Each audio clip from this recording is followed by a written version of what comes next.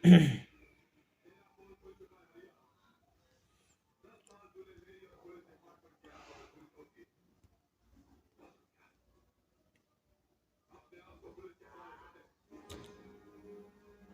9वीं के प्यारे बच्चों, स्वागत है आप सभी का हमारे चैनल मैथ बाय एचटीएम में, जहाँ पर आज आप सीखेंगे मैथमेटिक्स में चैप्टर 8 जिसका नाम है त्रिकोणमितीय समीकरण।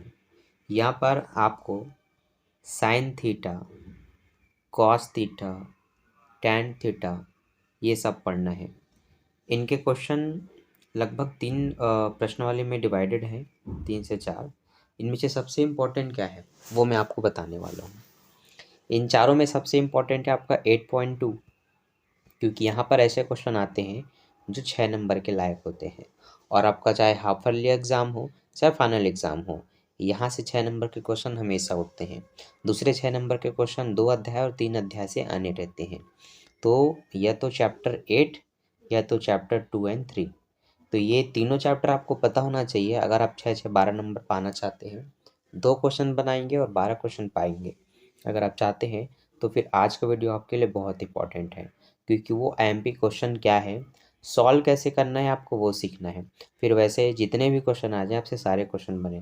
तो अगर आप चाहते हैं कुछ ऐसा बता दिया जाए जिससे एग्ज़ाम में आने वाले 6 नंबर के क्वेश्चन आपसे फटाफट बने, तो फिर वीडियो को ध्यान से देखिए प्रश्न कुछ इस तरह से होता है, जहाँ पर आपको सिर्फ साइन थीटा का या फिर टैन का या फिर कॉस का या फिर सेक का या कॉसेक का एक मान दिया जाता है, जो किस रूप में होता है, जो भिन्न के रूप में होता है, पी बटे क्यू के रूप में। ठीक है, कुछ भी हो सकता है, 3/4, 4/3, ऐसा कुछ भी हो सकता है। ठीक है, अब क्वेश्चन एक्चुअल में आता कैसे है वो मैं आपको बताता हूँ।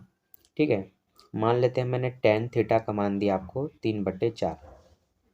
ठीक, और कंडीशन ये है कि यहाँ पर आपको कोण बी बराबर 90 अंश रखना है, एक समकोण त्रिभुज की रचना करनी है, तथा अब जो कंडीशन देने वाला हूँ उसको ध्यान से देखना।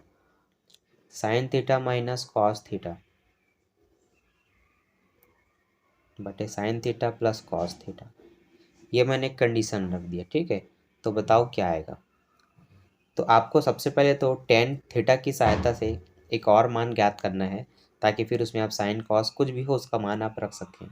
ठीक है, तो देखिए सबसे पहले चित्र का निर्माण कुछ इस तरह से करना है।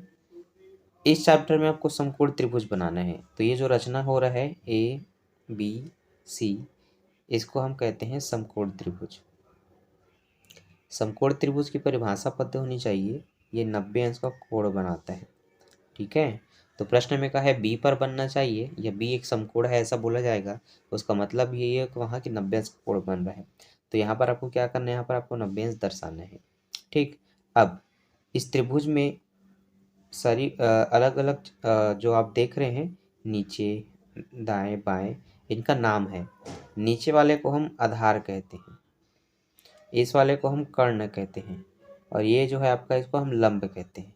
क्या कहते हैं? लंब।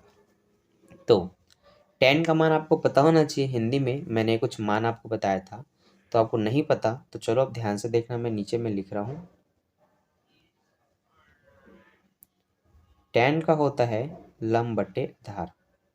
टेन का हिंदी क्या होता है? लंब बटे आधार। ठीक, अब टेन का मान है 3/4। टेन का मान क्या है? 3/4 है।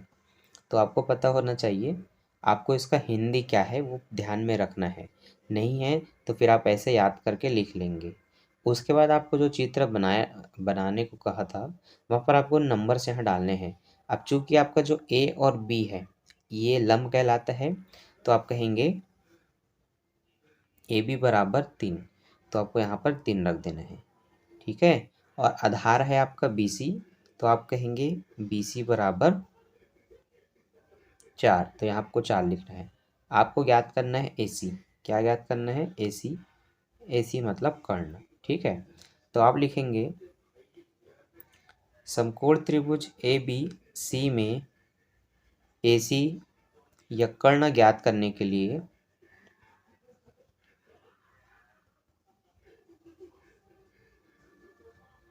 ये इतना लिखना है। फिर आपको लिखना है पाइथागोरस गोरस प्रमेय से। इतना आपने लिखा पाइथागोरस प्रमेय से। फिर आपको नीचे लिखना है फॉर्मूला, जो कि होता है, फॉर्मूला ये होता है कर्ण का वर्ग बराबर लंब का वर्ग प्लस आधार का वर्ग। तो आपको लिखना है कर्ण का वर्ग बराबर लंब का वर्ग प्लस आधार का वर्ग। ठीक, अब कर्ण ही आपको निकालना है। अब कर्ण हमारे चित्र में AC है। क्या है? AC। मैंने बताया था ये भाग कर्ण कहलाता है और कर्ण है AC, जो आपको नहीं पता, तो हम यहाँ पर AC रखेंगे। ठीक है, अब लंब आपको पता है प्रश्न में 3 और आधार पता है आपको 4। दोनों में स्क्वायर है तो ऐसे स्क्वायर कर देंगे।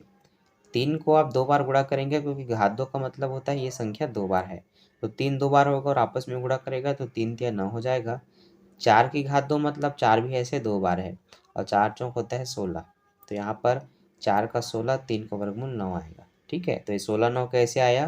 किसी भी संख्या में घात 2 है मतलब वो संख्या ही 2 बार है, इस तरह से ये संख्या, और वो आपस में गुणा करेगा तो 3 तिया 9, 4 होगा तो 4 चौक 16, 5 में वर्ग होगा तो 5 पंचे 25 हो जाता है। ठीक है, तो ये वर्गमूल होता है, ये आपको पता होना चाहिए। अगर आपको बिल्कुल नहीं पता तो फिर आपको बेसिक मैथ का वीडियो देखना पड़ेगा। ठीक, आगे बढ़ते हैं। अब 9 और 16 को जोड़ेंगे तो ये 25 होगा। अब चूंकि सिर्फ AC का मान चाहिए तो हम क्या करेंगे, इसके घात 2 को पक्षांतर करेंगे, तो इसका घात 2 इधर आके क्या बन जाएगा? कर्णी बन जाएगा। अब जो 25 नॉर्मल था वो कर्णी के अंदर आ गया। अब इसको कर्णी काट के हमें बाहर निकालना है, तो क्या करेंगे, आपको लिखना पड़ेगा 25 आता कैसे है? 5 की घात 2 करने पर आता है ना, 5 की घात 2, क्योंकि 5 पंचे 25, तो आप 25 को लिख सकते हैं 5 की घात 2, ये आपको पता होना चाहिए। अंदर में मान लो 16 होता तो आप इसको लिख सकते 4 की घात 2। 4 होता तो आप उसको लिख सकते 2 की घात 2, क्योंकि 2 दूनी 4 होता है, 4 चौक 16 होता है।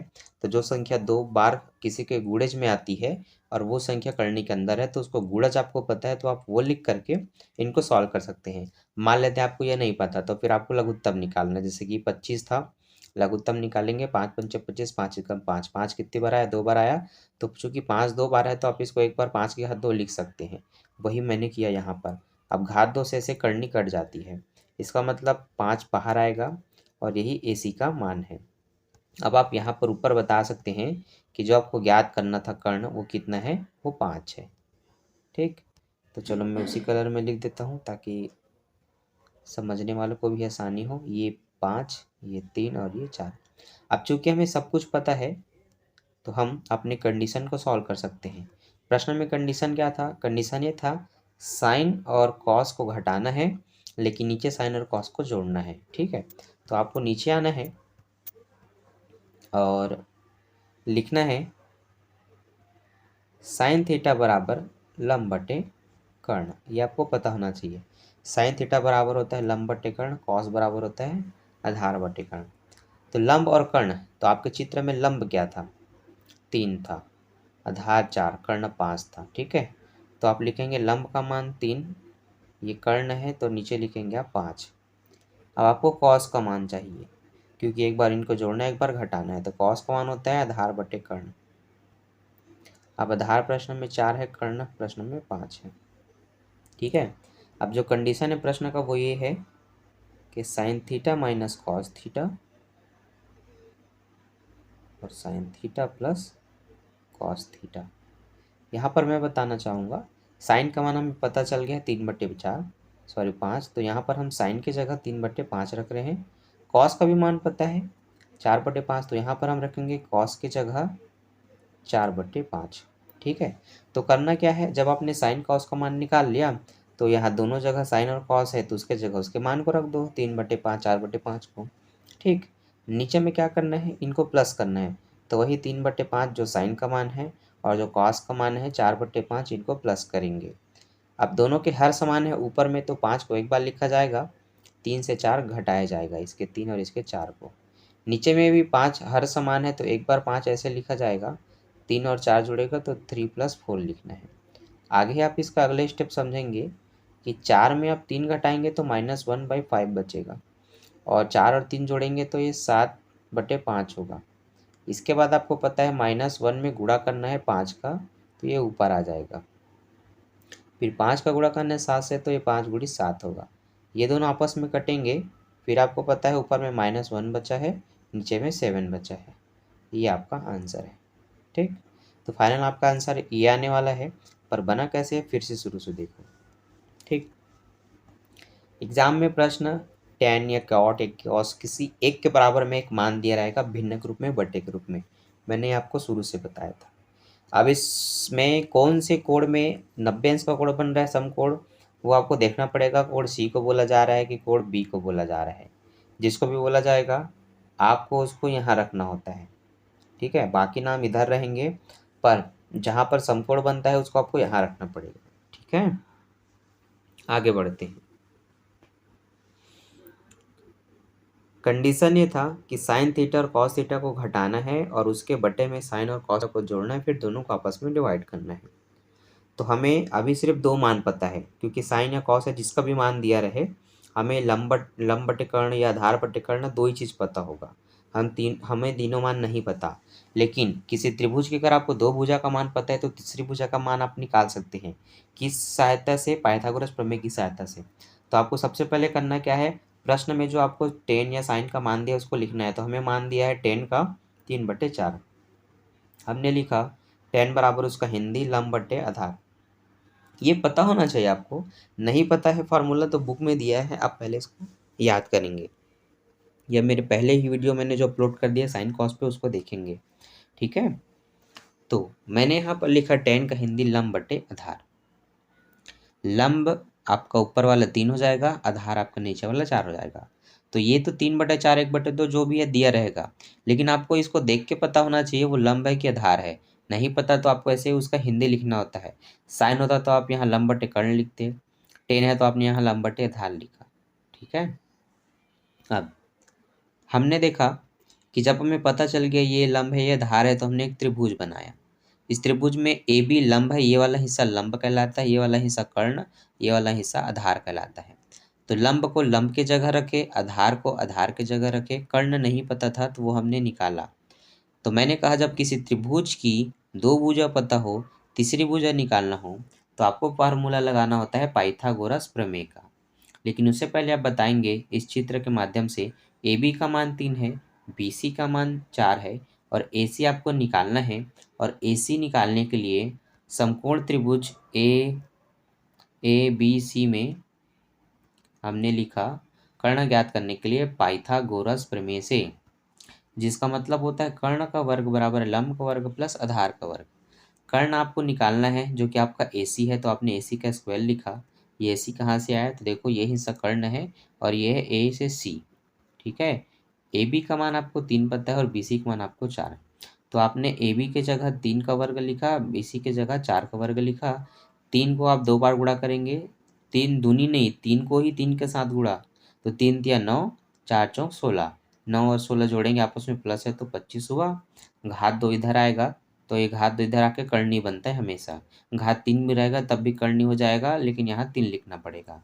आप एक्चुअल में 2 रहता है लिखते नहीं है, तो आपको पता होना चाहिए अंदर में अगर कोई संख्या अपना घात 2 बना लिया तो वो कर्णी से बाहर आ जाता है। तो 25 क्या होता है, 5 की घात 2। कैसे आया, तो 25 का आप लघुत्तम निकालें, आपको 5 5 मिलेगा, 5 पंचे 25, फिर 5 से कम 5, 5 2 बार है तो आप 5 की घात 2 लिख सकते हैं। मैंने कहा जो भी संख्या अपने आप को घात में कन्वर्ट करी वो कर्णी काट के बाहर आ जाती है, तो 5 आ गया बाहर। आप कहेंगे ए सी बराबर 5। इसके बाद आपको क्या करना है, इसके बाद आपको जो कंडीशन है प्रश्न में, जैसे हमारे प्रश्न में कंडीशन ये था कि साइन कॉस घटेगा, साइन कॉस जुड़ेगा और आपस में भाग होगा। मान लेते हैं सब अलग होते, साइन कॉट कॉसेक सेक होता, तो हम साइन कॉस कॉटेक सेक का मान निकालते हैं।